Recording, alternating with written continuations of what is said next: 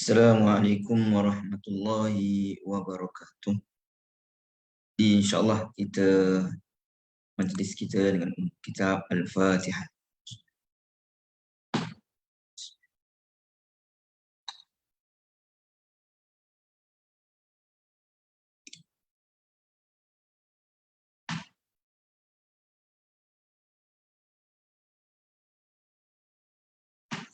Alhamdulillah Rabbil Alamin.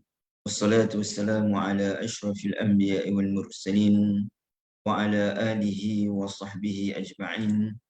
Rabbi shrah li sadri wa yassir li amri wa hlul 'uqdatam min lisani yafqahu qawli. Rabbi zidna 'ilma warzuqna fahma, amma ba'd. Jadi alhamdulillah, pertama dan selamanya marilah kita merafakkan setinggi kesyukuran kita kehadap Allah Subhanahu Wa Taala kerana dengan limpah kurnianya pada pagi ini alhamdulillah dapat kita meneruskan siri tadabbur surah-surah pilihan daripada Al-Quranil Karim, yang mana sebelum ini kita telah selesai melihat kepada tafsiran dan juga sedikit tadabbur daripada surah Yasin, surah As-Sajadah, surah Al-Insan, dan hari ini insya-Allah kita akan mulakan dengan surah yang baru, iaitulah surah Ad-Dukhan. Baik. Jadi pertama sekali seperti mana biasa, saya terima kasih kepada Akademi Tadabbur Malaysia yang diterajui oleh Ustaz Yusof kerana memberi kepercayaan dan ruang untuk saya berkongsi kepada tuan-tuan dan puan-puan yang berada di dalam Zoom Maya ini, dan juga saya mengucapkan tahniah kepada tuan-tuan dan puan-puan yang mungkin ada dalam kalangan tuan-tuan yang dalam Zoom ini mungkin mengikuti daripada awal lagi surah Yasin, yang mana kalau mungkin sekejap lagi silapan. Baik, kalau ada kalangan tuan-tuan yang mengikuti daripada surah Yasin, boleh ke maksudnya dalam ruang ni tulis nombor 4. Maksudnya berapa kelas dah tuan-tuan mengikuti bersama dengan saya. Kalau maknanya kalau ikut daripada Yasin, Sajadah, Al-Insan dan juga hari ini Dukhan, tuliskan nombor 4. Kalau dua kelas, contoh Al-Insan dan juga Ad-Dukhan sahaja mungkin 2, 3 boleh, supaya saya tengok yang ni dari sudut audien ni ramainya yang dah ikut ataupun bagaimana. Baik, 2, 3.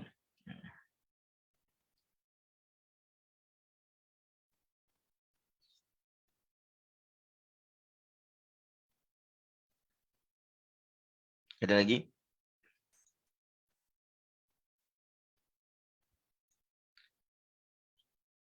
Tiga. Baik.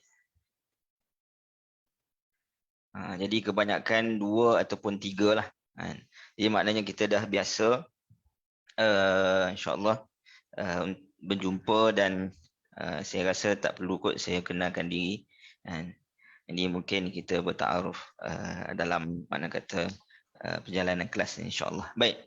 Jadi insya-Allah kita terus kepada perbincangan kita surah Ad-Dukhan.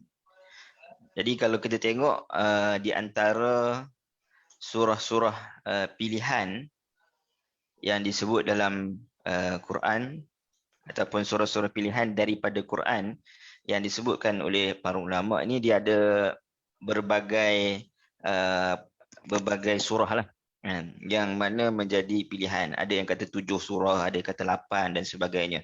Dan dari sudut surah apa tu pun ada perbincangan. Dan kebiasaannya kita melihat surah-surah yang disebut sebagai surah pilihan ini, dia ada kelebihan dari sudut membacanya berulang-ulang kali. Jadi kita akan sebut nanti apa kelebihan daripada surah Ad-Dukhan ini, dan sebelum itu makna kita nak lihat dulu secara umum apa yang Allah Subhanahu Wa Taala nak ceritakan kepada kita di dalam surah Ad-Dukhan ini. Baik. Sekejap.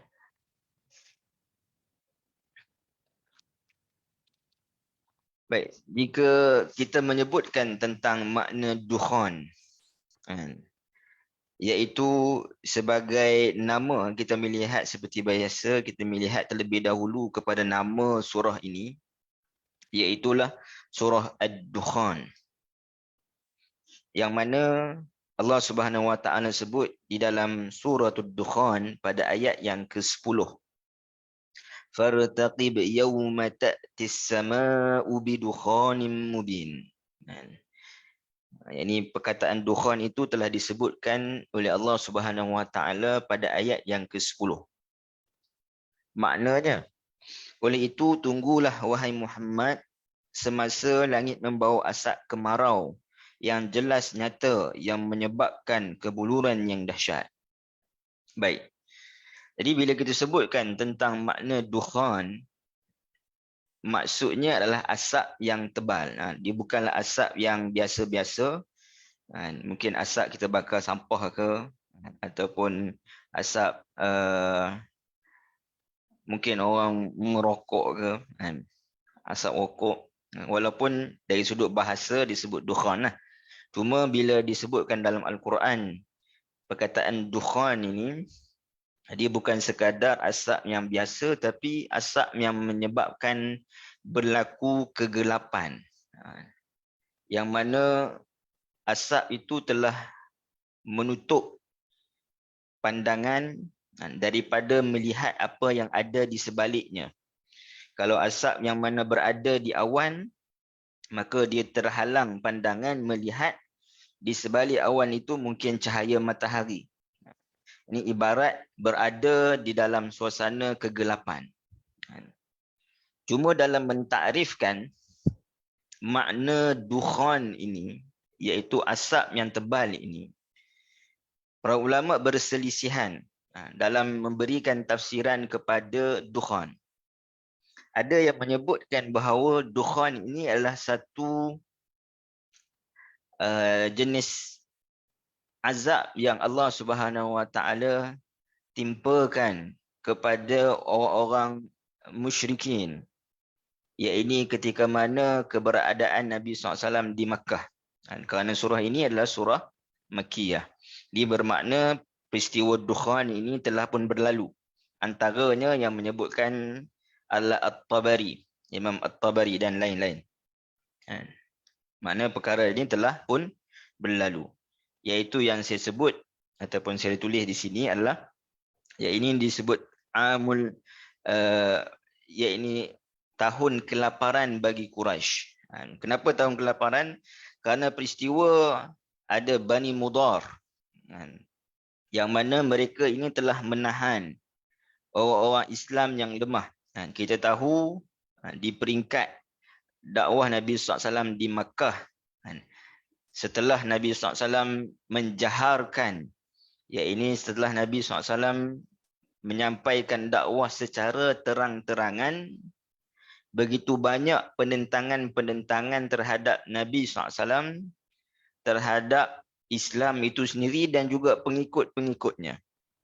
Mana kata pengikut-pengikut yang lemah, daripada golongan mustad'afin, daripada golongan yang lemah, iaitu mungkin daripada kalangan hamba, ataupun dia sebagai orang yang biasa dalam keluarga, dia ada mungkin bapa saudara yang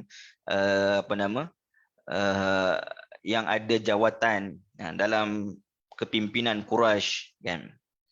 Jadi mereka, orang Quraisy ini, mereka menahan orang-orang Islam yang lemah dan juga mereka melakukan penyiksaan sebagai tanda ataupun untuk menakut-nakutkan orang yang lain untuk masuk ke dalam Islam. Seolah nak kata Kalau kamu nak masuk Islam, inilah balasannya. Jadi golongan yang lemah ini tidak ada backup.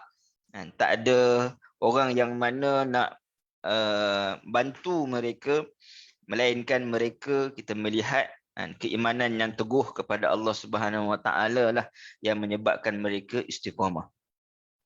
Jadi setelah banyak berlaku penentangan, setelah banyak berlaku penyiksaan terhadap pengikut-pengikut Nabi SAW, terutamanya kepada orang-orang yang lemah ini, maka Nabi SAW pernah satu ketika berdoa ketika mana qunut. Ini Nabi SAW menyebutkan Allahumma ja'alha sinina kasini Yusuf. Ini, ya Allah, jadikanlah tahun-tahun ini seperti mana tahun Nabi Yusuf. Iaitu kenapa tahun Nabi Yusuf? Iaitu tahun kelaparan. Kita tahu dalam kisah Nabi Yusuf, ini mimpi yang berlaku kepada raja.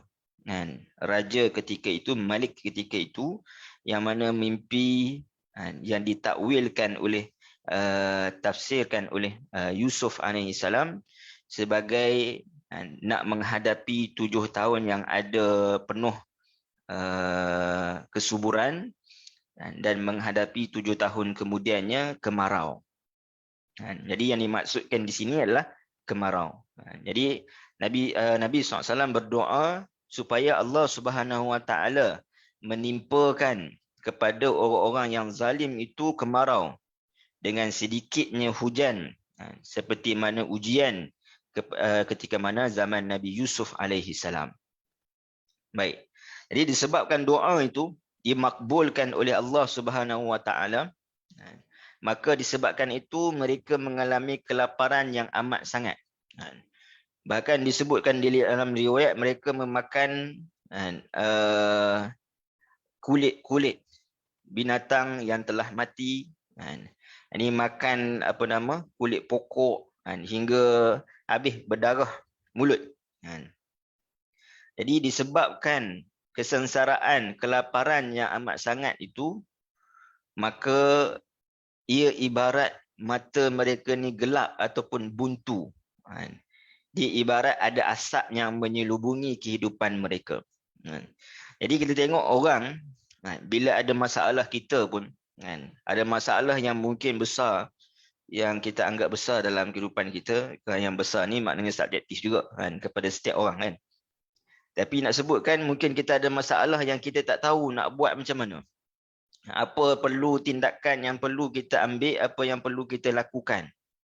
Jadi ibarat, walaupun mungkin kita berada di bawah terik matahari, tapi fikiran kita tu buntu, mata kita tu gelap, tak nampak jalan keluar. Kita sebutkan dukhan tadi, maknanya asap yang tebal, yang gelap. Ibarat manusia ini berada dalam kegelapan.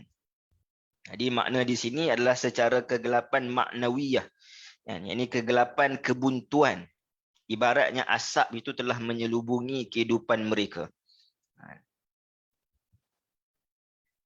Ada juga yang menyebutkan bahawa selain daripada makna kesesaraan itu yang menggelapkan mata mereka, yakni masih lagi pada pandangan yang pertama, iaitu telah berlaku ribut pasir yang telah menyukarkan pandangan mereka, yang menyebabkan mereka tidak lagi dapat ila fihim rihlatash syita'i was-saif. Yakni mereka tidak lagi dapat berdagang untuk pergi ke syita dalam musim sejuk, pergi ke Yaman, dan saif pada musim panas untuk pergi ke Syam. Jadi maknanya perjalanan itu terhalang. Yang ini tidak berlaku perdagangan. Mana mereka sendiri tak keluar, orang sendiri pun tak masuk. Yang ini terganggu dari sudut ekonomi. Ibarat terkena satu bencana, iaitulah yang disebut sebagai ribut pasir. Jadi bila ribut pasir ni makna pasir berpusing, hingga nampak keadaan itu menjadi gelap, seolah-olah diliputi dengan awan yang tebal. Di samping itu pula, selain daripada berlaku ribut pasir, hujan juga kurang. dahlah memang hujan kurang. Dan ditambahkan lagi kurangnya hujan menyebabkan berlakunya kemarau yang panjang bagi penduduk Mekah pada waktu itu. Kalau boleh kita sebutkan pasca ataupun penurunan ataupun kisah ini, tahun kelaparan orang Quraisy ini dia berlaku antara tahun yang dalam fasa kedua dakwah Nabi SAW. Seperti mana yang disebutkan, penurunan surah ini pun pada fasa yang kedua, iaitu fasa dakwah Nabi SAW secara terang-terangan di dalam kota Mekah.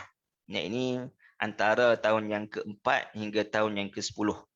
Lebih spesifik lagi, antara tahun yang ke-9 hingga 13 lah. Sebab permulaan tahun yang keempat, Nabi SAW berdakwah secara jahar.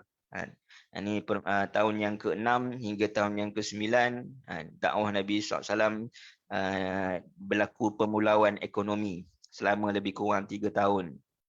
Kemudian ada berlakunya kewafatan Abu Talib, dan dikatakan bahawa peristiwa ini berlaku selepas daripada kewafatan Abu Talib, kerana pada waktu ini telah banyak tentangan-tentangan kepada Nabi SAW dan juga kepada pengikut-pengikut Nabi SAW. Jadi orang Arab ni, bukan kata orang Arab, kita sendiri pun biasa menyebutkan sesuatu kesukaran itu ibarat mata kita dikelabukan ataupun tak nampak kerana diselubungi oleh asap.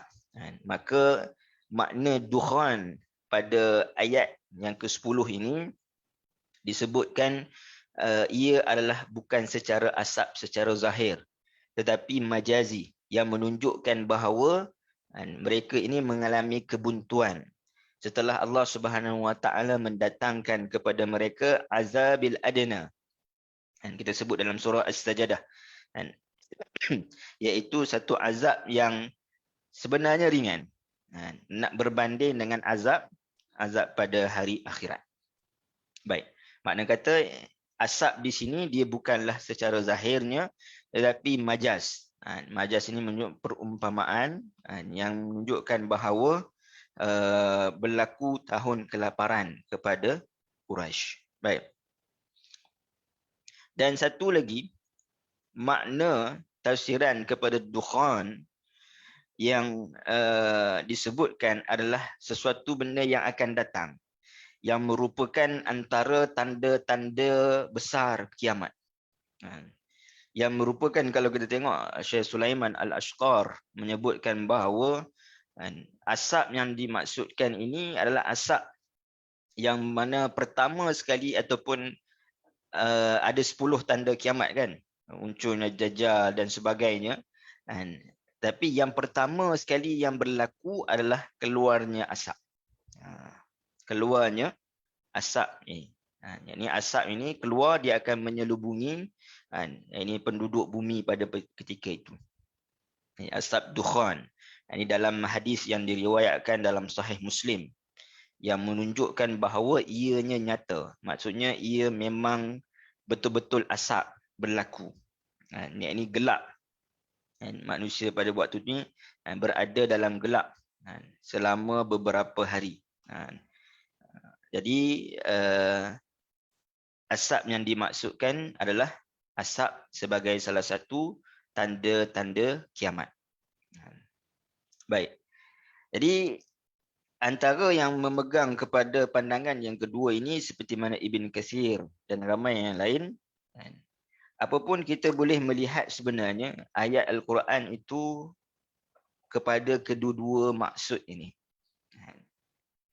Cuma kalau kita nak saringkan pandangan yang lebih tepat, saya kira pandangan yang disebutkan oleh Ibn Katsir, iaitu yang kedua.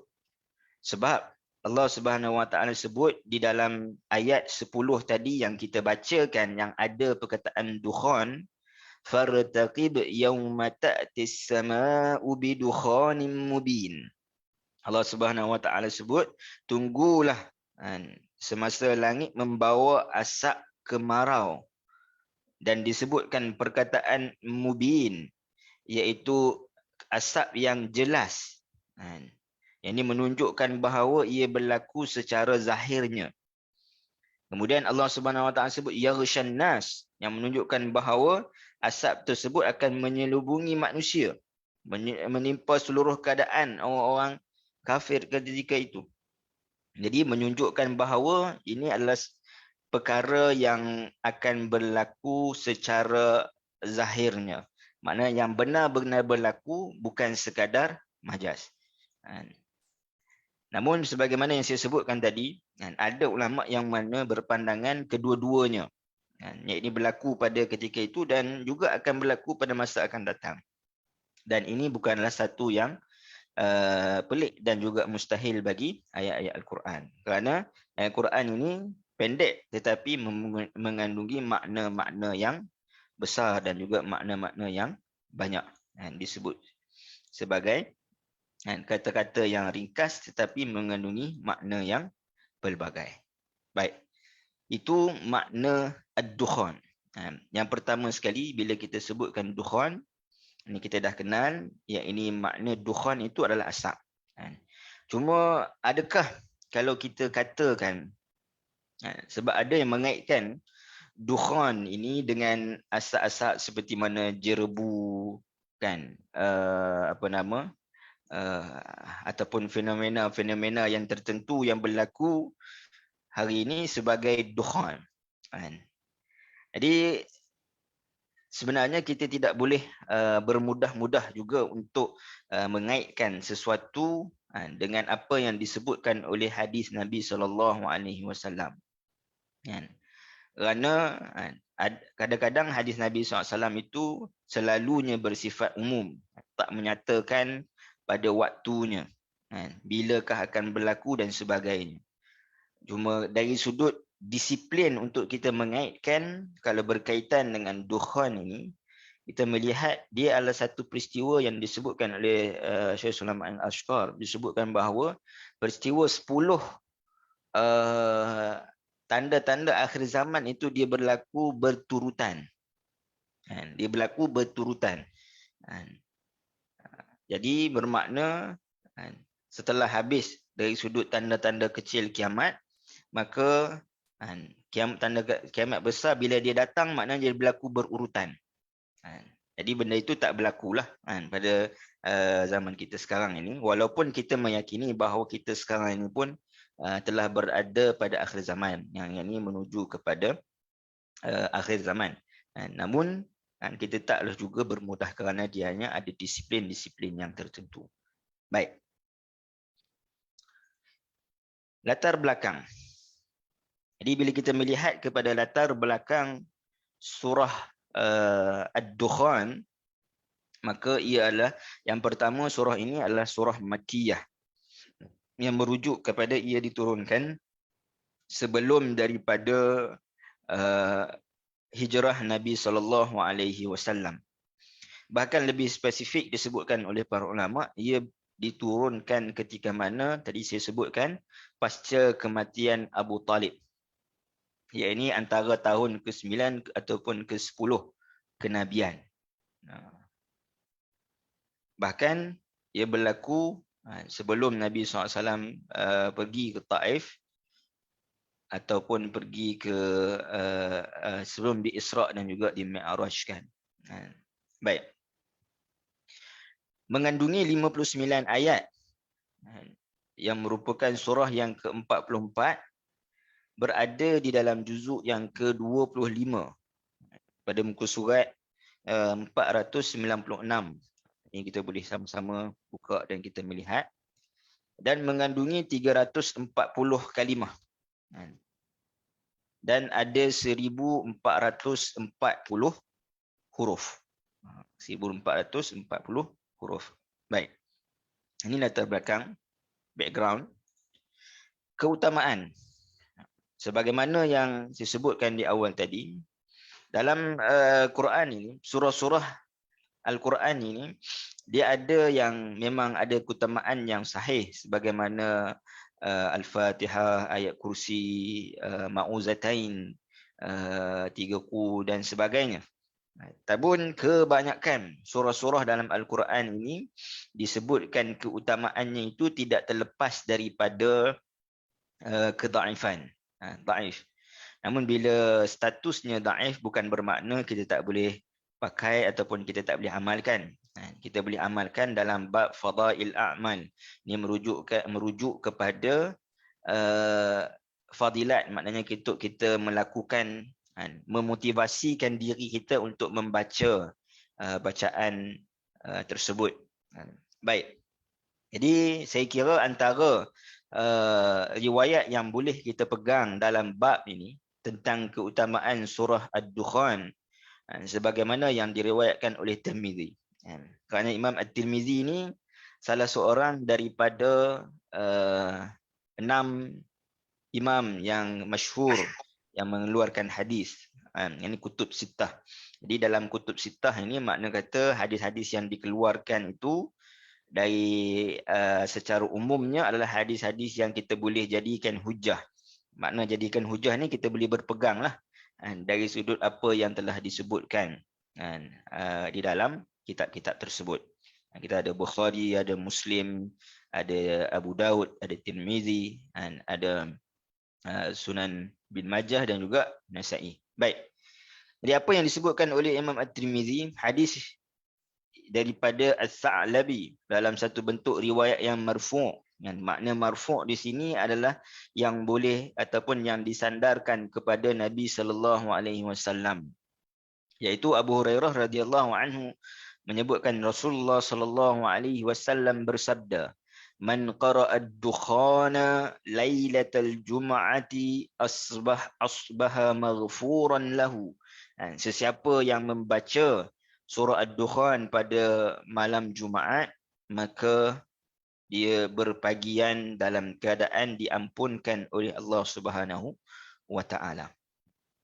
Dalam redaksi ataupun sirah yang lain, kata Imam riwayat At-Tirmizi, man qara'a hamimud dukhan fi lailah. Yang ini disebutkan secara umum, dibacakan surah Ad-Dukhan ni pada malam hari. Asbaha yastaghfiru lahu 70,000 malak. Yang mana dia berpagian, mana dia dimohon keampunan kepadanya oleh malaikat yang meminta ampun sebanyak 70,000 malaikat. Jadi apa yang kita boleh dapat daripada keutamaan surah yang disebutkan oleh riwayat Tirmizi ini, ya ini kita boleh baca surah Ad-Dukhan ini pada malam mana-mana malam. Itu yang pertama. Walaupun hadis yang pertama menyebutkan malam Jumaat, hadis yang kedua menyebutkan pada waktu malam sahaja. Ini menunjukkan bahawa boleh sebenarnya kita baca pada waktu-waktu bila-bila pun. Dan tanpa kita spesifikkan pun tak ada masalah. Dan kita boleh baca pada waktu mana-mana malam. Dan baiknya kita baca waktu malam. Kalau sebelum ini kita sebutkan tentang Nabi SAW membaca surah As-Sajadah dan juga surah Al-Mulk.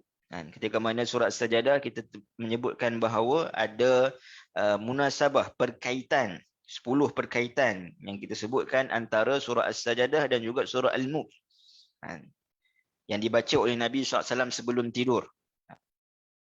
Jadi makna kata selain daripada 2 surah itu, kita juga boleh membaca surah Ad-Dukhan. Mungkin sebelum ni kita baca 2 surah tu, selepas kita belajar surah Ad-Dukhan ini ataupun semasa kita belajar surah Ad-Dukhan ini, maka mungkin kita boleh baca surah Ad-Dukhan sebelum daripada tidur. Ini memperbanyakkan bacaan ataupun memperkayakan dari sudut bacaan lah. Mungkin kadang-kadang kita baca surah Al-Mulk, Sajadah, Ad-Dukhan kan, sebagai surah pilihan. Dan sudah tentulah membaca surah Ad-Dukhan ini bukan sekadar membaca bacaan yang sahaja, ia ini baca dalam bentuk penghayatan. Yang ini mendapat asbaha maghfuran, mendapat pengampunan daripada Allah Subhanahu wa taala ketika mana waktu pagi. Sudah tentu bersama dengan bacaan dengan penghayatan. Sebab apa? Sebab bila kita menghayati surah Ad-Dukhan ini, antara benda besar nanti kita sebut selepas ni tentang tema surah Ad-Dukhan ini nak membawa kita memahami ataupun meyakini tentang sesuatu benda yang kita tak nampak di hadapan tapi benda itu wujud kan? Dan benda itu ada. Apakah perkara tersebut kita akan sebut selepas ni dalam tema. Baik. Dan apabila kita membaca surah ini, maka kita iringkan maknanya dengan kita memohon pengampunan daripada Allah Subhanahu Wa Taala. Diterima amalan dan juga diberikan keampunan oleh Allah Subhanahu Wa Taala. Ditunjukkan jalan kebaikan. Sebab apa? Sebab berada dukhan, berada dalam kegelapan. Manusia ini berada dalam kegelapan. Kemudian Allah Subhanahu Wa Taala antaranya sebut turunnya Al-Quran. Inna anzalnahu fi lailatin mubarakah. Inna kunna munzirin. Turunnya Al-Quran pada waktu malam. Ada sebabnya. Jadi manusia ini berada dalam kegelapan. Tak nampak apa yang ada di depan. Waktu malam, maknanya kita tak nampak melainkan ada cahaya. Dan ketika mana kalau asap juga menyelubungi manusia, menyebabkan manusia tak nampak yang mungkin bahaya berada di hadapannya. Maka kita mohon pada Allah Subhanahu Wa Taala melalui panduan Al-Quran yang kita bacakan, yang kita hayati ini, ditunjukkan kepada kita jalan kebaikan, jalan yang benar, mengikut jalan yang benar. Dan juga baca dengan penghayatan, menginsafi tentang kedahsyatan kiamat. Maka sebab itu disebutkan kepada kita tentang tema bagi surah Ad-Dukhan ini adalah peringatan, al-inzar, peringatan melalui ayat-ayat. Ayat di sini adalah ayat Al-Quran dan juga penciptaan. Penciptaan ini merujuk kepada kauniyah. Makna kata Al-Quran juga memberikan peringatan. Dan ayatul kauniyah, yakni sama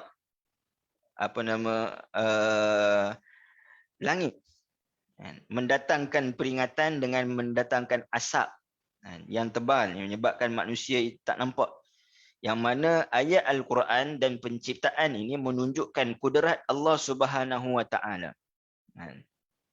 Tentang apa? Yang mampu untuk membinasakan pendusta-pendusta. Al-Mukadzibin. Pendusta apa? Yang mendustakan risalah. Dalam surah As-Sajdah kita sebut am yaqulu naftara, mereka mengatakan bahawa Nabi SAW telah mereka-reka Al-Quran, risalah, telah mereka kerasulan ataupun mengakui kerasulan. Yang ini soalan mereka kata Nabi SAW berbohong, mengakui kerasulan, dan mereka juga mendustakan kebangkitan. Yang mana kita sebut tiga perkara ini adalah tiga antara yang main yang disebutkan dalam surah Makkiyah. Sebelum ini pun kita ambil surah-surah Makkiyah, kata surah Makkiyah ni mesti ada sebutkan tentang risalah, kerasulan, kebangkitan, dan satu lagi adalah tauhid lah. Jadi dalam ayat ini Allah Subhanahu Wa Taala nak sebutkan Allah Subhanahu Wa Taala mampu untuk membinasakan pendusta. Yang ini kita sebutkan tadi dengan tahun kelaparan, mereka tak ada makanan, hingga kan last sekali pembesar Quraisy, dikatakan bahawa Abu Sufyan datang bertemu dengan Nabi SAW. Kata kamu ini mengajak kepada silaturahim, kamu orang yang baik, puji. Jadi kamu tak tengok ke dari sudut tengok kita kaum kamu ini sedang kelaparan dan sebagainya. Pada waktu susah begini mereka tahu pula. Makna kata nak minta belas kasihan, ihsan daripada Nabi SAW. Tapi ketika mana Allah Subhanahu Wa Taala Rabbana kashif 'anna al-'azaba inna mu'minun anna lahumuz zikra wa qad ja'ahum rasulun mubin summa tawallaw anhu wa qalu mu'allamun majnun. Jadi nak sebutkan bahawa walaupun selepas itu mereka mengatakan memohon untuk mengangkatkan Wahai Tuhan kami, hapuskanlah azab ini daripada kami. Ayat 12. Sesungguhnya kami akan beriman. Mereka kata kami akan beriman. Kemudian Allah kata, bagaimana mereka dapat beringat menyempurnakan janji mereka untuk beriman itu, padahal mereka telah pun didatangi seorang Rasul yang memberikan keterangan yang cukup untuk mereka beriman. Kemudian, sekalipun demikian, mereka juga berpaling ingkar daripada menerima keterangan sambil berkata, dia seorang yang diajar oleh bangsa asing, dia juga seorang yang gila. Ini mereka kata kepada Nabi SAW. Jadi maknanya walaupun mereka datang minta belah ihsan daripada Nabi untuk berdoa pada Allah Subhanahu Wa Taala, kononnya kata, okey kami nak beriman lah. Bila berada dalam kesusahan. Tapi bila makna Allah angkat balik, maka mereka kembali seperti mana sebelum daripada berlakunya kelaparan kepada mereka itu, iaitu mereka tidak beriman, bahkan mendustakan Nabi SAW, mengatakan Nabi gila dan sebagainya. Jadi nak sebutkan ini sikap-sikap orang kafir yang mana menentang kebenaran. Benda ini pernah juga berlaku kepada Nabi Musa AS. Ketika mana Allah mendatangkan ada 10 tanda kepada Nabi Musa, kepada Fir'aun, yang menyebabkan akhirnya Fir'aun bersetuju untuk membebaskan Bani Israel untuk keluar daripada Mesir. Dan sekali maknanya Fir'aun juga pergi kejar sebalik. Kejar balik Nabi Musa dan juga Bani Israel, yang menyebabkan akhirnya Allah Subhanahu Wa Taala mematikan Firaun di dalam Laut Merah. Yang mana juga kisah Firaun ini dan juga kisah Nabi Musa dan Firaun ini ada disebutkan dalam surah Ad-Dukhan.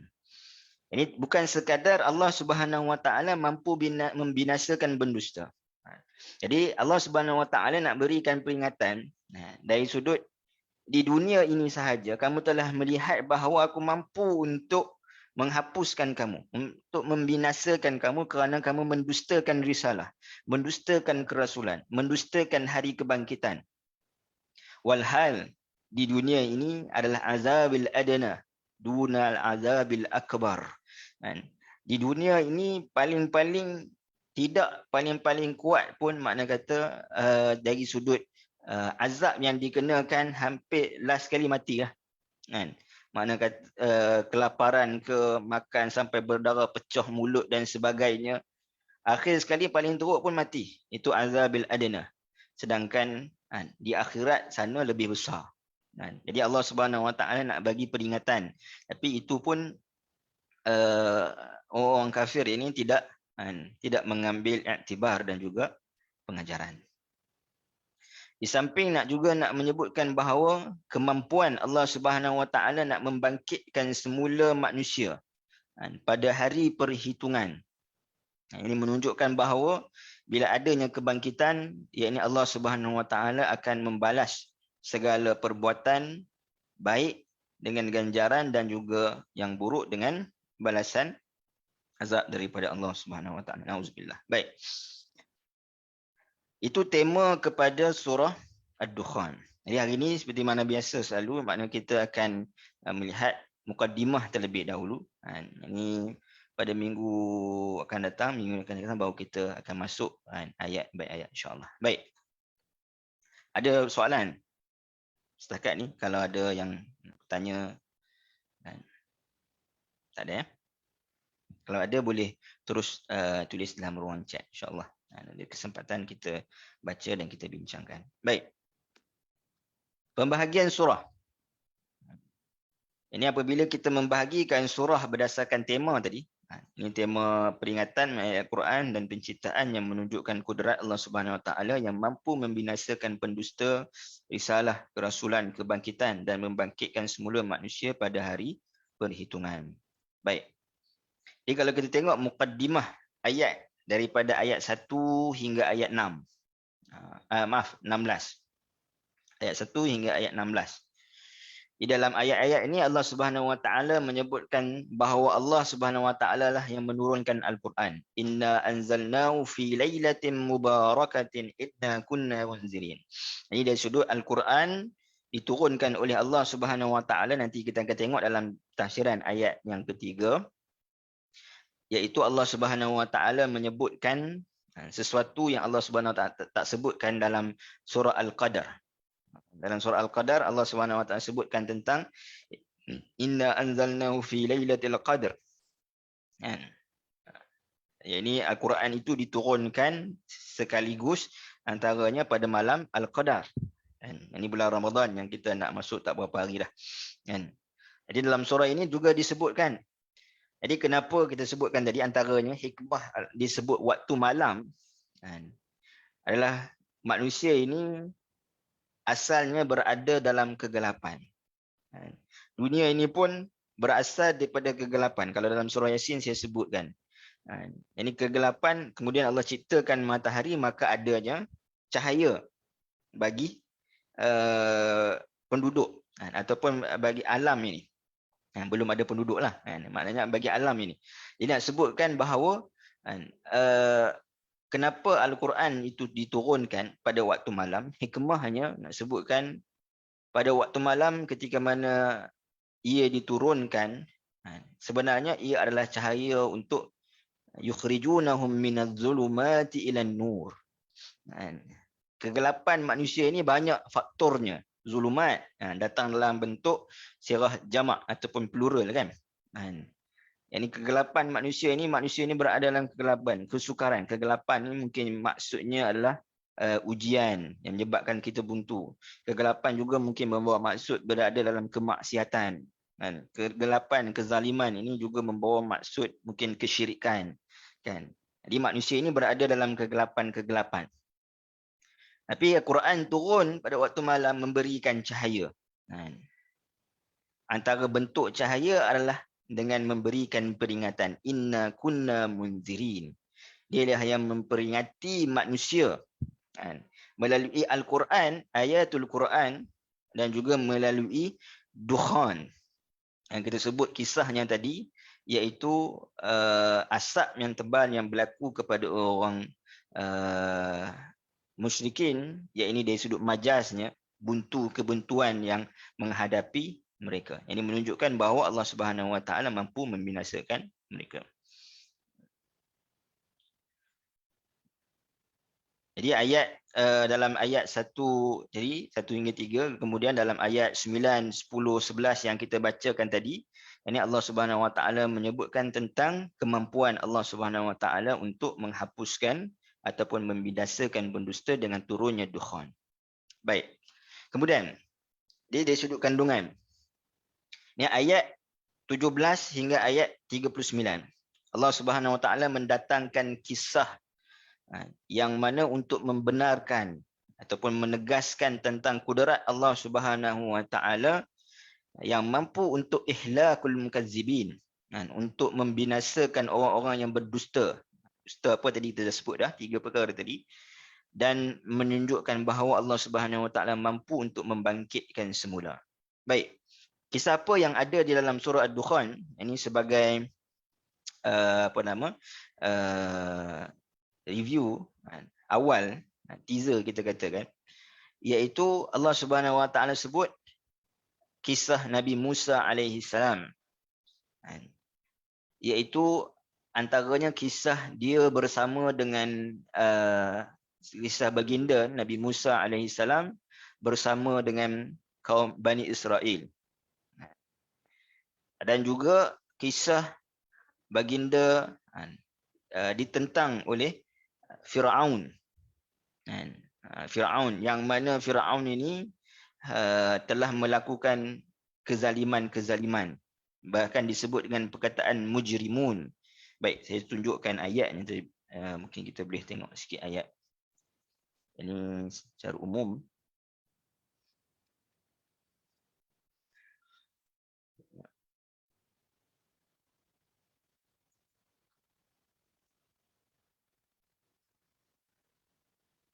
Pada ayat yang ke antara 17 hingga 39 tadi tersebut,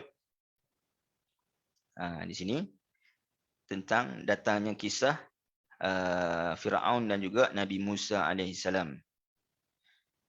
Baik, antara yang disebutkan Yang ini Nabi Musa menyebutkan bahawa janganlah kamu berlaku sombong terhadap Allah. Sesungguhnya aku membawa kepada kamu mukjizat yang jelas, nyata. Jadi mukjizat Nabi Musa alaihissalam disebutkan dengan mubin. Dan mukjizat Nabi SAW juga disebut dengan mubin pada ayat yang kedua, wal kitabil mubin. Jadi menunjukkan bahawa kisah Nabi Musa dipertontonkan kepada orang Quraisy kerana dia di Mekah untuk memberitahu kepada mereka bahawa umat yang terdahulu telah dihapuskan, telah diminasakan oleh Allah Subhanahu Wa Taala kerana mendustakan rasulnya. Allah ta'alu 'ala Allah. Janganlah kamu berlaku sombong, takabur kepada Allah Subhanahu Wa Taala. Kerana apabila mereka mendustakan para rasul, mendustakan risalah, mendustakan hari kebangkitan, hakikatnya mereka mendustakan Allah Subhanahu Wa Taala. Kerana Allah Subhanahu Wa Taala lah yang mengutuskan risalah dan rasul. Allah Subhanahu Wa Taala lah yang mampu untuk mendatangkan hari kebangkitan, yakni membangkitkan semula manusia. Jadi dibawa kisah Nabi Musa alaihissalam. Kerana kisah Nabi Musa antara kisah yang ma'ruf. Sebab apa? Sebab orang musyrikin ini, mereka ada sebahagian daripada mereka. Antaranya An-Nadir bin Haris yang kita pernah sebut dalam surah As-Sajadah. Ketika mana kita melihat munasabah antara surah As-Sajadah dan juga surah Luqman. Jadi An-Nadir bin Haris ini antara orang yang mana dia pergi berjumpa dengan orang Yahudi, belajar dengan orang Yahudi ni, soalan-soalan yang pelik, nak tanya pada Nabi, nak memalukan Nabi, dan juga antaranya mereka mengetahui tentang keberadaan Nabi Musa alaihissalam. Baik, tengok dalam ayat ini Allah Subhanahu Wa Taala sebut, wa illam tu'minu li fa'tazilun, dan sekiranya kamu tidak mahu beriman ke rasulanku, maka putuskanlah perhubungan kamu denganku. Jadi nak sebutkan tentang bahawa Nabi Musa pada waktu ini dibawakan kisah dalam kandungan ini, dibawakan kisah Nabi Musa kata, jauhlah pada aku, dan kalau kamu tak mau ikut, jauh pada aku. Jadi menunjukkan bahawa sampai masa tahap ada kedegilan orang yang mana berada dalam kekufuran ni menyebabkan perlu kita tinggalkan. Sebab dari sudut mereka yang menerima ataupun mendengar wahyu yang disampaikan oleh para nabi ni, dia ada 3 peringkat. Antara peringkat yang pertama adalah golongan yang tak tahu apa-apa. Kebiasaannya datang dalam ayat yang biasa, maknanya tidak ada penegasan, kan. Ini sekadar khabar. Oh, asalnya daripada tak tahu kepada tahu. Bila mereka tahu, maknanya mereka nak beriman. Ada yang kedua, golongan yang kedua, ketika mana dibicarakan kepada mereka wahyu, mereka ini ragu-ragu. Ragu-ragu. Maka orang-orang yang ragu-ragu ni, Al-Quran datang untuk memberikan penjelasan ataupun penegasan, menunjukkan bahawa jangan ada keraguan. Dan golongan yang ketiga inilah yang perlu ditinggalkan, iaitu setelah mana diberikan keterangan jelas pada mereka bukti-bukti kebenaran. Macam disebutkan tadi dalam surat Dukhan, Allah datangkan bukti Allah mampu membinasakan mereka. Tetapi mereka masih lagi tak mahu beriman, maka tinggalkan. Allah Subhanahu Wa Taala yang akan uruskan. Dan juga kita belajar pada ayat 22 sebagai contoh, Nabi Musa AS fada'a rabbahu anna haula'i qaumun mujrimun. Ini mendoakan kepada orang kafir yang melampaui batas. Ini kita tak masuk lagi ayat ni, cuma kita sebutkan sebagai teaser. Ini kita akan sebut beberapa perkara yang mungkin kita akan pelajari dalam surah Dukhan. Jadi ayat ni menunjukkan bahawa Nabi mendoakan kehancuran. Nabi Musa mendoakan kehancuran kepada orang yang kafir. Dalam surah Nuh pun ada. Jadi adakah ataupun bagaimana ciri ataupun apakah ciri-ciri orang yang menentang itu yang menyebabkan kita boleh berdoa kepada Allah untuk menghapuskan dia. Jadi orang yang melampaui batas. Kerana tadi saya sebut, orang yang mana berdepan dengan wahyu ini, dia ada 3 peringkat. Itu orang yang kafir, maknanya memang dia syirikkan Allah Subhanahu Wa Taala, tapi dia bukan bermusuhan. Yang kedua, dia kafir dan dia juga buat kacau.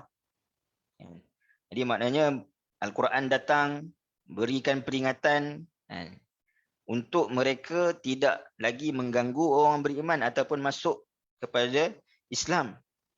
Dan ada peringkat yang ketiga sampai memburuk-burukkan pendakwah, sampai mengancam untuk membunuh pendakwah, sampai melakukan rencana, bukan sekadar mengancam tapi memang dah buat rencana untuk membunuh para pendakwah.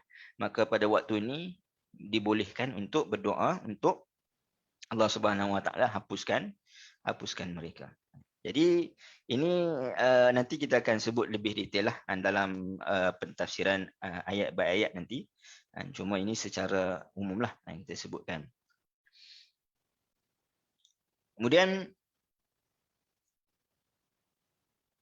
Allah Subhanahu Wa Taala juga menyebutkan pada ayat 34, ayat 35, ayat 37, 36, 37 berkaitan dengan Allah Subhanahu Wa Taala mampu untuk membangunkan semula manusia yang telah mati. Kita tengok ayat 34.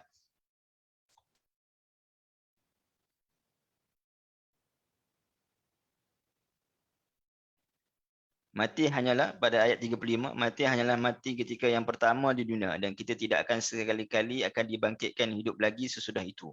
Ini kata mereka. Jika tidak, maka bawakanlah datuk nenek moyang kami yang telah mati kalau betul kamu orang-orang yang benar. Mengapa mereka berdegil kekufurannya? Adakah mereka yang lebih kekuatan dan kehandalannya ataupun kaum Tubba'? Nanti kita akan sebut siapa kaum Tubba' ni dan orang-orang yang terdahulu daripada mereka. Tapi sudah pasti Tubba' ni maknanya orang yang lebih hebat daripada mereka lah. Orang itu semuanya kami telah binasakan kerana sesungguhnya mereka adalah orang-orang yang berdosa.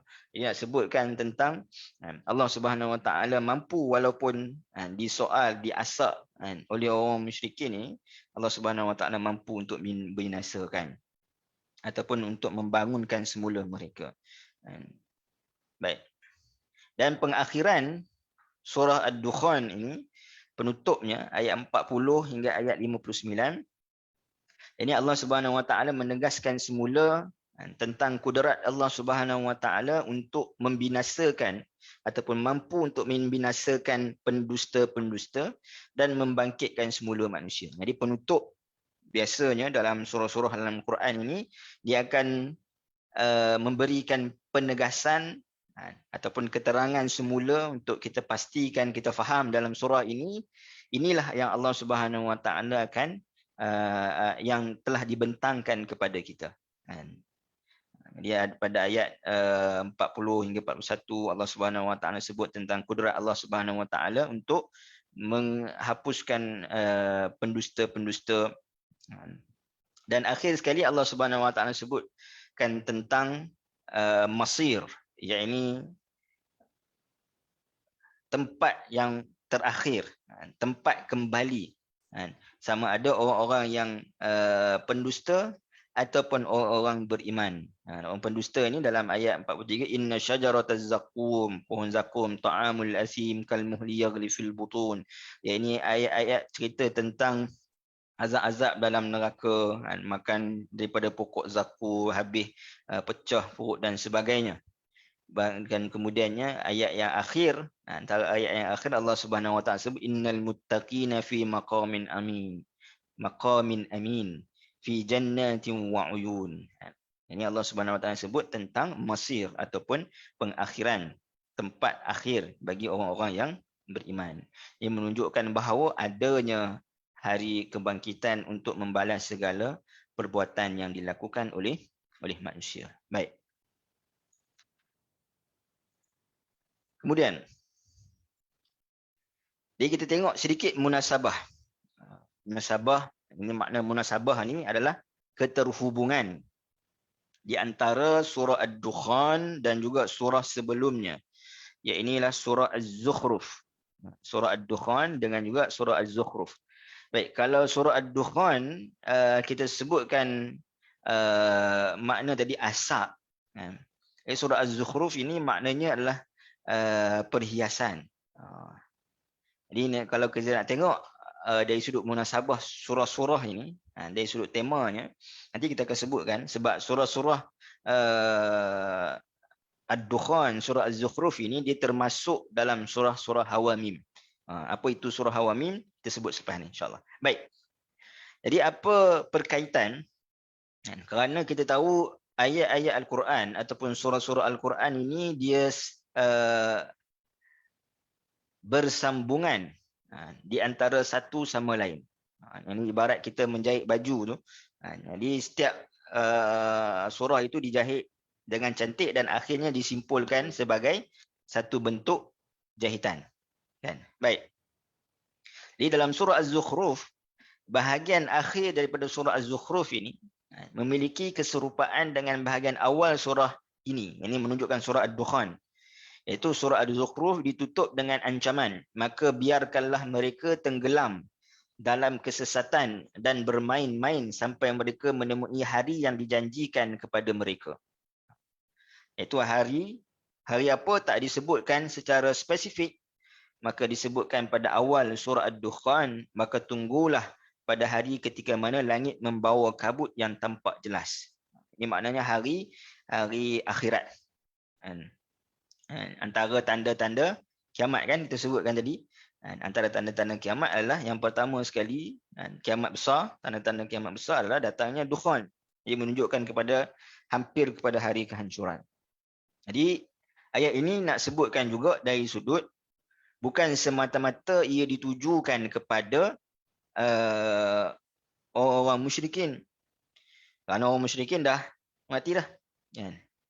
Dan juga nak sebutkan tentang mungkin orang-orang yang selepas mereka, yakni satu peringatan kepada kita, iaitu mudah-mudahan Allah Subhanahu Wa Taala tidak membiarkan kita ini tenggelam berada dalam kesesatan.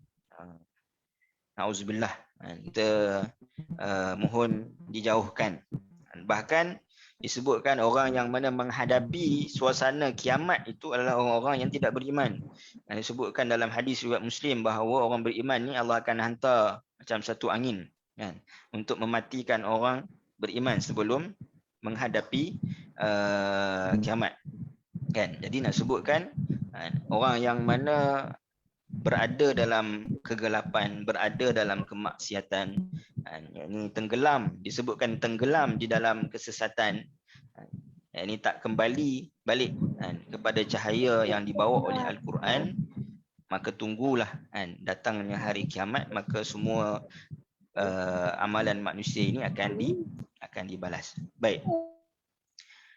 Munasabah yang lain dalam surah Az-Zukhruf, Allah Subhanahu Wa Taala menyebutkan tentang ucapan Nabi SAW mengenai kaum beliau, iaitu ya Tuhanku, sesungguhnya mereka adalah kaum yang tidak beriman. Lalu Allah Subhanahu Wa Taala berfirman kepada beliau, maka berpalinglah wahai Muhammad dari mereka dan katakanlah selamat tinggal, kelak mereka akan mengetahui nasib mereka yang buruk. Jadi kalau perasan tadi saya sebutkan dalam ayat 21, 22, 20, 21, 22 tadi tentang Nabi Musa. Sedangkan dalam surah Ad-Dukhan Allah Subhanahu Wa Taala sebut tentang Nabi Musa. Kemudian Musa berdoa kepada Tuhannya, sungguh mereka ini adalah kaum yang berdosa, segerakanlah azab kepada mereka. Nabi Musa berkata sebagaimana yang difirmankan oleh Allah, dan sesungguhnya aku berlindung kepada Tuhanku dan Tuhanmu dan ancamanmu untuk merejamku, dan jika kamu tidak beriman kepadaku maka biarkanlah aku memimpin Bani Israel. Ini kata-kata Nabi Musa kepada Firaun. Ini nak pimpin, ayat ini cerita tentang Nabi Musa nak pimpin Bani Israel keluar daripada Mesir. Ia maknanya ketika mana Nabi SAW mengadu kepada Allah Subhanahu Wa Taala dalam surah Az-Zukhruf berkaitan mereka ni kaum yang tak mau beriman. Sebab selepas daripada kematian Abu Talib ini lagi kuat penentangan kepada Nabi SAW. Bahkan disebutkan tidak ada yang beriman, yang baru beriman. yang dah beriman daripada kalangan sahabat itu maknanya mereka tetap teguh beriman lah, tapi makna yang baru. Lalu Allah Subhanahu Wa Taala sebut tinggalkan mereka. Jadi Nabi Musa juga begitu. Yang ini keluar daripada Mesir, tinggalkan, maka Allah uruskan mereka, iaitulah dengan Allah Subhanahu Wa Taala menenggelamkan Firaun. Di munasabah. Ini maknanya ada keserasian di antara surah Ad-Dukhan dan juga surah Az-Zukhruf. Baik. Ada persoalan?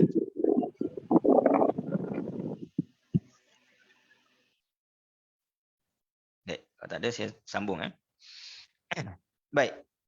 Kalau kita tengok tadi saya sebutkan bahawa surah Ad-Dukhan dan juga surah Az-Zukhruf ini masing-masing berada di dalam satu bulatan, kita katakan bulatan surah, yang mana surah-surah ini bermula dengan Hawamim.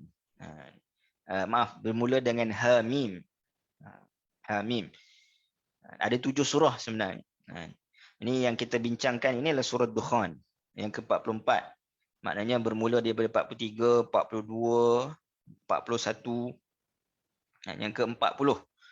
Daripada 40 sampailah 47 adalah surah-surah yang bermula dengan Hamim.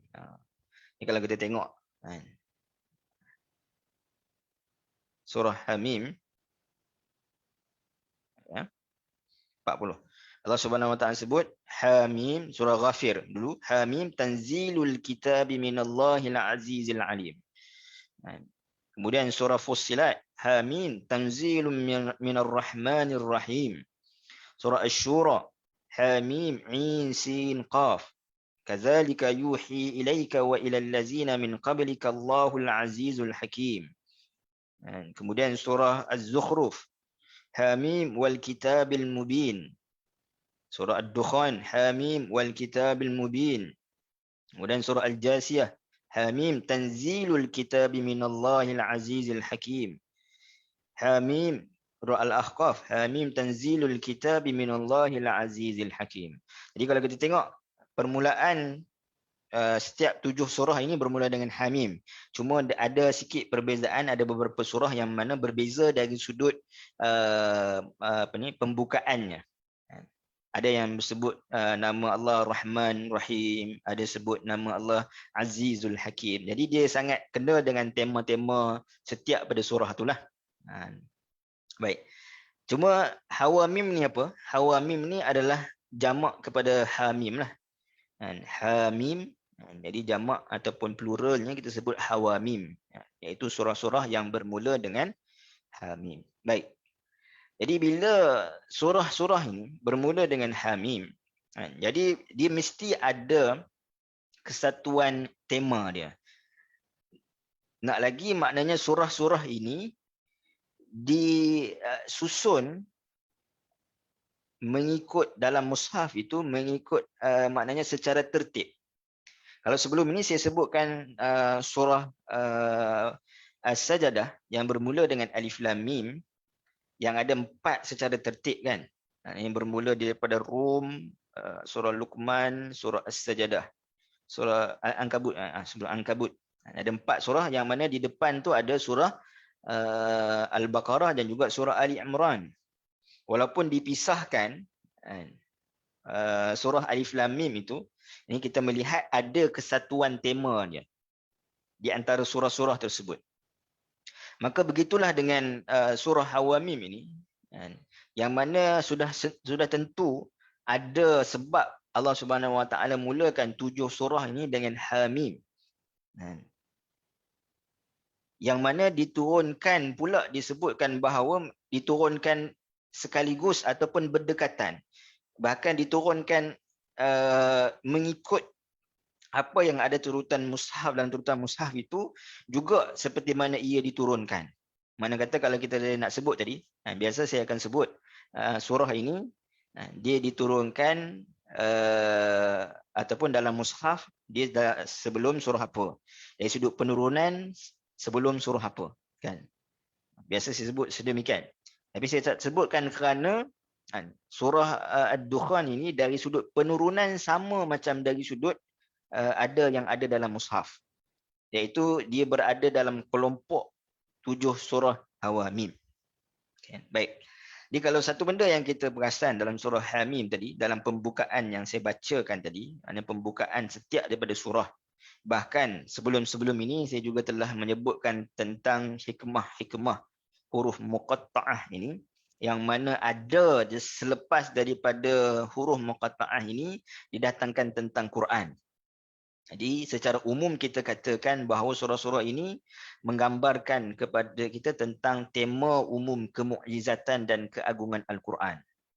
Bahkan Imam As-Suyuti menyebutkan setiap daripada 1/4 surah ataupun Quran, maka Allah Subhanahu Wa Taala akan datangkan Hawamim.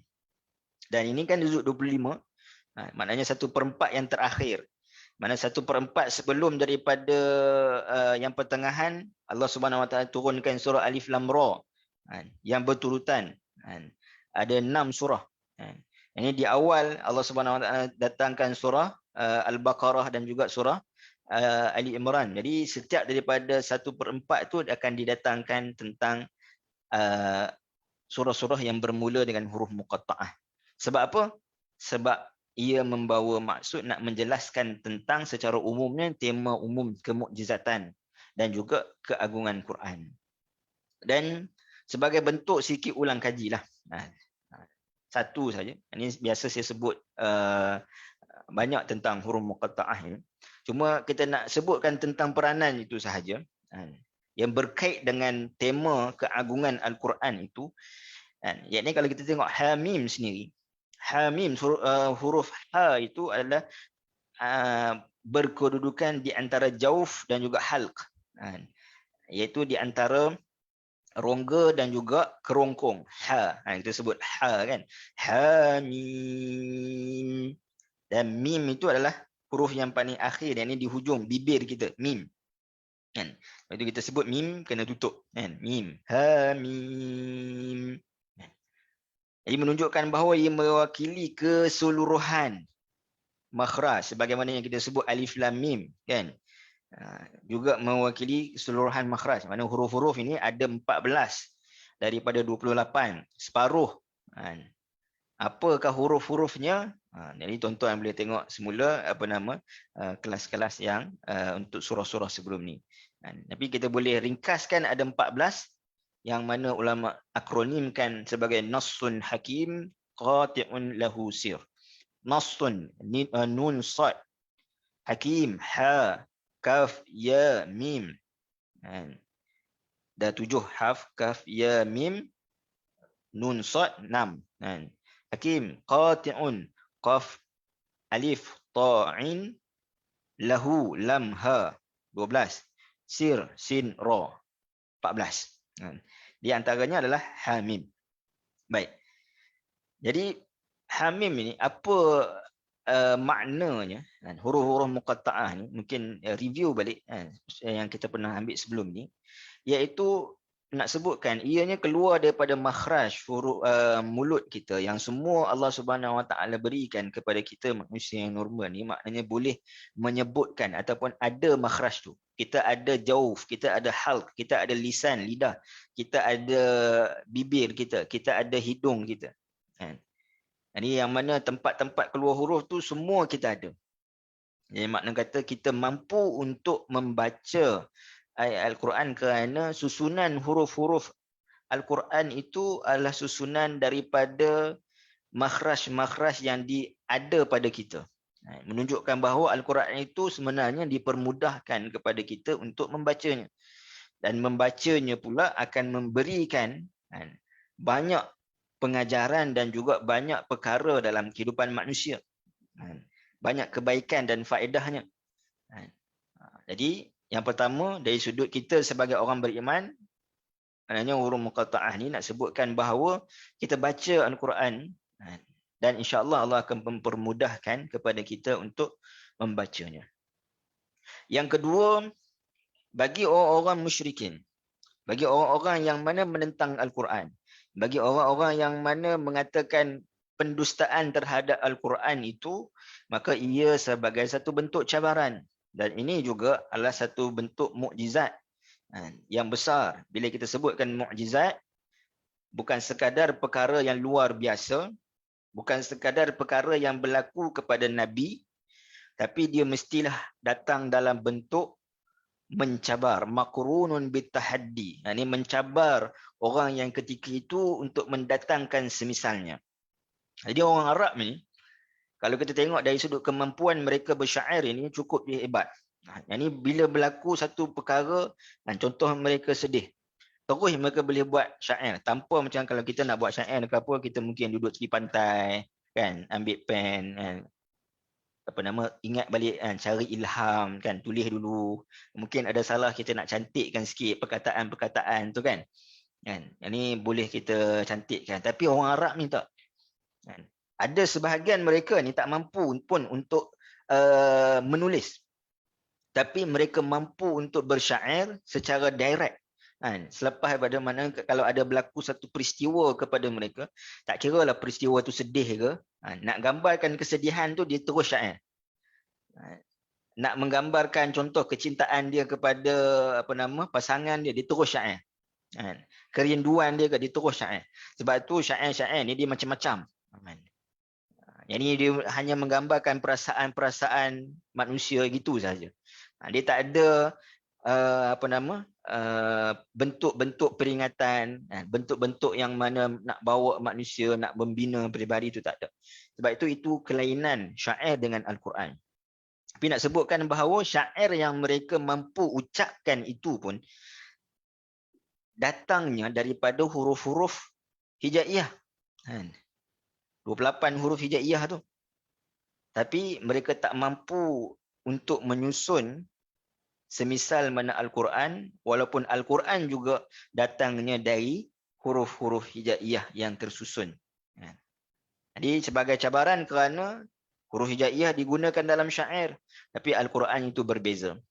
Kerana Al-Quran ini bukan semata-mata penyusunan yang melibatkan perasaan semata-mata, tapi dia adalah kitab panduan yang mengandungi pengajaran yang banyak dan faedah yang banyak kepada manusia.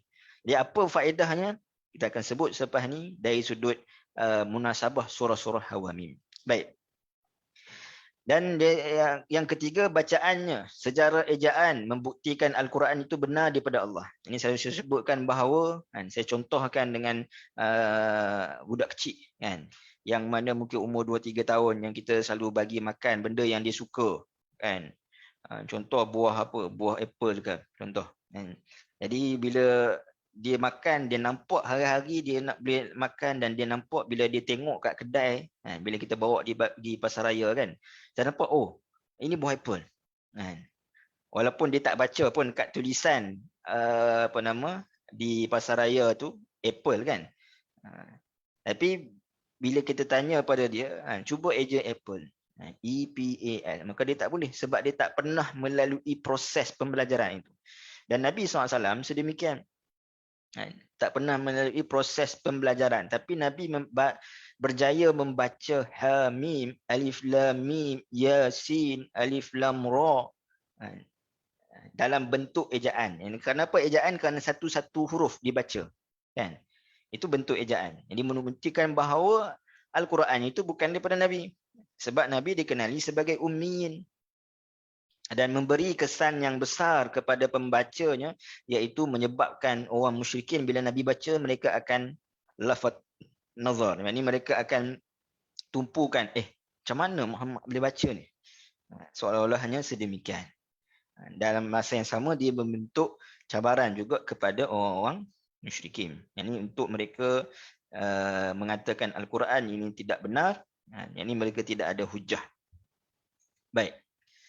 Jadi bila kita sebutkan tadi, maknanya dari sudut surah huruf muqatta'ah ni ada perkaitannya dengan Al-Quran, keagungan dan juga kemukjizatan Al-Quran.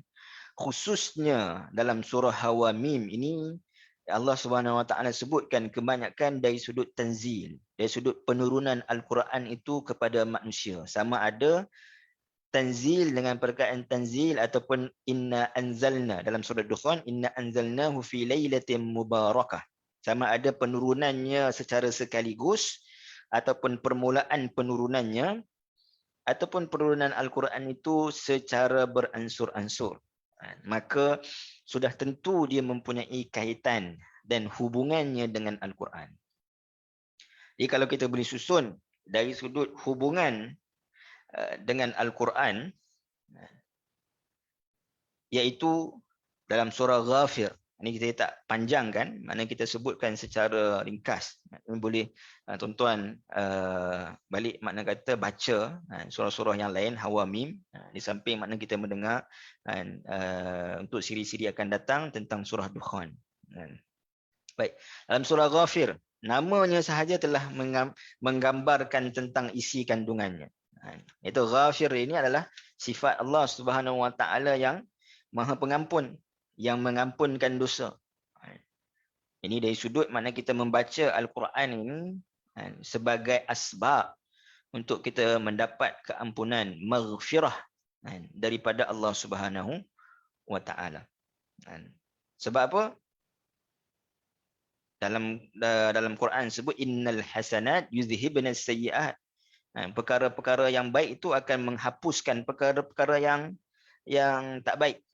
Jadi bila banyak kita buat kebaikan, baca Al-Quran satu huruf 10 kebaikan, maka mudah-mudahan kebaikan tersebut akan memadamkan keburukan yang telah ada. Ataupun dapat menghalang kita daripada melakukan maksiat. Kita apabila kita melakukan maksiat ataupun ada kecenderungan untuk melakukan maksiat ni, bila adanya waswas syaitan dalam surah An-Nas kan, adanya waswas syaitan, maka kita tak cepat-cepat untuk menghalang dengan kita a'udzu birabbin nas malikin nas ilahin nas, tak cepat menghalangnya dengan zikrullah, mengingat Allah Subhanahu Wa Taala, maka sebab itulah kita mudah melakukan maksiat. Jadi kita baca Al-Quran ini, targetnya, asbabnya itu adalah nak mohon keampunan pada Allah Subhanahu Wa Taala. Nak melihat dalam Quran tentang sebagai contoh surah Dukhan, ini penghujung bagi orang-orang yang beriman. Penghujung bagi orang-orang yang mendustakan. Mungkin kita tak mendustakan dari sudut kita tak kata Quran ini bukan risalah, tapi dari sudut perbuatan kadang-kadang maknanya kita ada kecenderungan untuk kita menafikan apa yang disebutkan dalam Quran. Baik, fussilat, penjelasan. Fasil, yakni menunjukkan, menjelaskan. Fussilat. Jadi Quran ini memberikan ketenangan. Kenapa? Bila kita berada dalam keserabutan ataupun kita tengah memikirkan suatu perkara, kita rasa kadang-kadang benda-benda yang menyebabkan kita jadi stres ni kerana benda-benda itu bersifat prasangka, sangkaan-sangkaan. Jadi dalam surah Fussilat Allah Subhanahu Wa Taala sebutkan tentang penjelasan-penjelasan Allah Subhanahu Wa Taala tentang apa yang berlaku, apa kandungan-kandungan Al-Quran, yang mudah-mudahan daripada bacaan kita dalam surah Fussilat memberikan ketenangan dan juga kegembiraan, kebahagiaan kepada kita. Kemudian Asy-Syura, namanya syura, ini menunjukkan kepada mesyuarat, pemesyuaratan, perbincangan. Ini membaca Al-Quran untuk kita memperoleh sesuatu yang paling baik sebagai panduan dalam kehidupan kita. Kerana kita manusia ni, bila kita sebut Allah Subhanahu Wa Taala wa amrun syura bainahum, kita keputusan yang terbaik adalah keputusan yang kita buat selepas daripada syura. Ini maknanya dalam kehidupan kita mungkin kita syura dengan isteri ke, kalau kita dalam hal-hal tertentu mungkin syura dengan mak ayah ke, dalam di pejabat maknanya kita bersyura dengan ahli pejabat, rakan sekerja kita. Jadi keputusan yang keluar daripada syura itu adalah keputusan yang paling baik. Ada barakahnya. Maka baca Al-Quran itu adalah kita nak ambil dalam surah syura ini, menghayatinya sebagai sesuatu yang kita boleh ambil yang paling baik dalam kehidupan kita. Sudah tentu bahawa Al-Quran ini ada panduan yang paling baik dalam kehidupan manusia. Kerana Al-Quran itu telah ada sebelumnya penciptaan manusia. Allamal Quran khalaqal insan. Adanya Al-Quran itu terlebih dahulu sebelum manusia diciptakan. Maknanya manusia diciptakan berdasarkan apa yang Allah sebut dalam Quran. Manusia ni sifat-sifatnya macam mana? Khuliqa halu'a, apa nama, banyak jidal, banyak beri alasan, banyak berlaku perdebatan dan sebagainya. Tapi berbalik juga penyelesaiannya terhadap Al-Quran yang paling baik. Surah Az-Zukhruf yang menunjukkan bahawa kita baca makna Az-Zukhruf ini perhiasan. Ini perhiasan kepada kita. Sama ada perhiasan di dunia ini. Kita nak mengingati segala rezeki yang Allah Subhanahu Wa Taala berikan kepada kita itu, kita meyakini bahawa ia adalah urusan Allah Subhanahu Wa Taala. Rezeki daripada Allah Subhanahu Wa Taala. Bukan semata-mata kita yang usaha, tapi pemberian daripada Allah Subhanahu Wa Taala. Surah Ad-Dukhan yang kita akan belajar, maknanya kita mudah-mudahan kita baca surah Ad-Dukhan ini sebagai jalan keluar daripada kegelapan dan permasalahan. Kita sebutkan Dukhan ni tadi, di awal tadi, menunjukkan daripada kegelapan dan kita tak nampak benda yang ada di hadapan. Dan antaranya benda yang kita tak nampak iaitulah kehidupan selepas daripada kematian. Kita tak nampak adanya akhirat. Tapi kita tahu.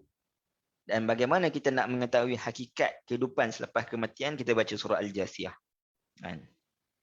Tapi dalam mana kita nak sampai kepada kematian, kita tak pasti sama ada kita mati dulu ataupun berlaku kiamat dulu.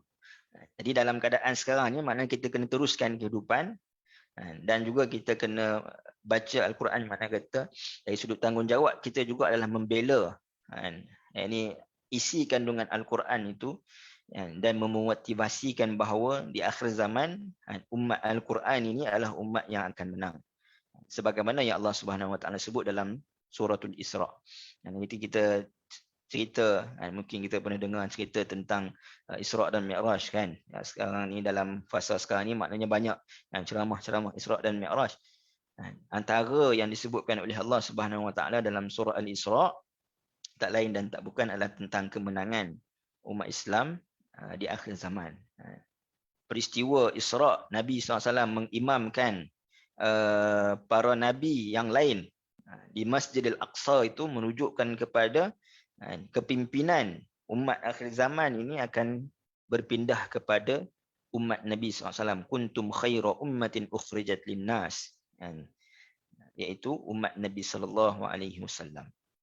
Baik, itu dari sudut munasabah lah antara surah Hawamim dan juga hubungannya dengan Al-Quran. Sebab kita sebut surah-surah yang bermula dengan huruf muqatta'ah ini, dia ada kaitan dia dengan Quran. Baik. Dia ada banyak lagi bentuk munasabah yang lain. Nanti kita akan bincangkan pada waktu-waktu yang lain. Baik. Ini sebagai bentuk yang ini kita melihat secara sekali lalu berkaitan dengan surah-surah yang mana disebutkan dalam Quran adalah surah-surah yang menyebutkan tentang kiamat. Antaranya surah Ad-Dukhan inilah. Permulaan kiamat itu berlaku dengan asap kita sebutkan tadi. Yang pertama sekali. Kemudian Allah Subhanahu Wa Taala sebutkan surah Al-Waqi'ah, surah At-Taghabun, hari penghimpunan, Al-Haqqah, Al-Qiyamah, An-Naba. Ini kita just sebut je. At-Takwir, Al-Infitar, tentang penggulungan, tentang pemecahan, syiqaq yang ini berlaku perpecahan lah, Ghashiyah, Zalzalah, Zilzal, Gegaran, Al-Qari'ah. Jadi ini adalah salah satu daripada surah-surah yang menceritakan tentang kiamat. Jadi saya sebutkan ini supaya kalau kita nak baca, nak mengingatkan diri kita tentang hari kiamat, jadi kita bacalah 12 surah ni tentang kedahsyatan dan juga kegurunan apa yang berlaku pada hari kiamat. Walaupun disebutkan dalam surah-surah yang lain, tapi surah-surah yang 12 ni, mana spesifiknya daripada namanya itu sendiri telah menggambarkan tentang peristiwa-peristiwa kiamat yang akan berlaku. Jadi wallahu ta'ala alam. Kalau ada soalan. Baik kan?